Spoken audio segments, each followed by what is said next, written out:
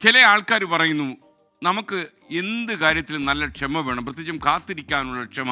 വിജയം നേടിയവരൊക്കെ കാത്തിരുന്ന ആളുകളാണ്, നല്ല ക്ഷമയോടെ വന്നവരാണ്. നമ്മുടെ അവസരം ഒരിക്കൽ വരും. ഈ മണ്ണിൽ നമ്മൾ പിറന്നു വീണാൽ ഉണ്ടൊരു സ്പേസ് എന്ന് വിശ്വസിക്കുന്ന ഒരുപാട് ആളുകളുണ്ട്. അത്തരമൊരു അവസരം ലഭിക്കുമ്പോൾ പക്ഷേ ആ അവസരം പരമാവധി ഉപയോഗപ്പെടുത്താനും നമുക്ക് കഴിയണം. തിരിച്ചടികൾ ഉണ്ടാകും, പക്ഷേ തളരരുത്.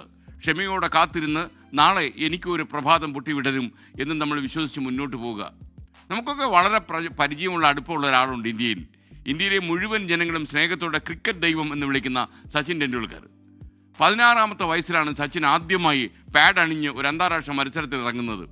പാകിസ്ഥാനെതിരെയായിരുന്നു അദ്ദേഹത്തിൻ്റെ ആദ്യ മത്സരം. സ്ട്രൈക്കർ എൻഡിൽ സച്ചിൻ നിൽക്കുക, നേരിടേണ്ടത് പാകിസ്ഥാൻ്റെ എണ്ണം പറഞ്ഞ ബൗളേഴ്സിനെ. ആദ്യ ദിനത്തിൽ 24 പന്തിൽ 15 റൺസ് മാത്രമേ സച്ചിന് എടുക്കാൻ കഴിഞ്ഞുള്ളൂ. രണ്ടാം ദിവസം സച്ചിൻ വീണ്ടും ഇറങ്ങി മെച്ചപ്പെട്ട സ്കോർ ഉണ്ടാക്കണം എന്ന് ഉറപ്പിച്ചായിരുന്നു അദ്ദേഹം കളത്തിലേക്ക് ഇറങ്ങിയത്. വഖർ യൂനിസ് ആണ് ബൗളർ. ആദ്യ ബൗൾ തന്നെ ബൗൺസായി.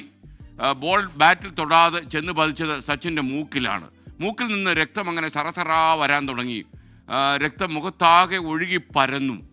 കളി മതിയാക്കി പവനിലേക്ക് മടങ്ങാൻ ടീമിൻ്റെ നിർദ്ദേശം വന്നു. പക്ഷേ 16-കാരൻ തറന്നില്ല.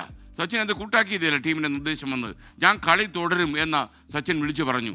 രക്തം പൊടിയുന്ന മൂക്കുമായി സച്ചിൻ തൻ്റെ കരിയറിലെ ആദ്യത്തെ അർദ്ധ സെഞ്ചുറി തികച്ചു. ഏത് പ്രതികൂല സാഹചര്യത്തിലും ചെറുത്തു നിൽക്കാൻ നമുക്ക് ആവശ്യമായി വരുന്ന ഒരേ ഒരു ആയുധം ക്ഷമയാണെന്ന് സച്ചിൻ തെളിയിച്ചു. നമുക്കുള്ള അവസരവും തീർച്ചയായിട്ടും ഒരിക്കൽ വരും, കാത്തിരിക്കുക. പക്ഷേ ഈ അവസരം വന്നാൽ നിങ്ങൾ ഒരു കാരണവശാലും വിട്ടുകൊടുക്കരുത്. കാരണം ഈ അവസരം നമുക്ക് അപൂർവമായി കിട്ടുന്ന ഒരു ചാൻസാണ്. അപ്പോൾ ആ ചാൻസ് കിട്ടിക്കഴിയുമ്പോൾ അവിടെ നമ്മൾ അമാന്തിച്ച് നിന്നിട്ട് കാര്യമില്ല, അവധാനതയോടെ കണ്ടാൽ കാര്യമില്ല. നമ്മളവിടെ കാര്യക്ഷമതയോടെ അഗ്രസീവായിട്ട് പടപൊരുതി അടരാടി നമ്മൾ വിജയത്തിലേക്ക് കടക്കണം.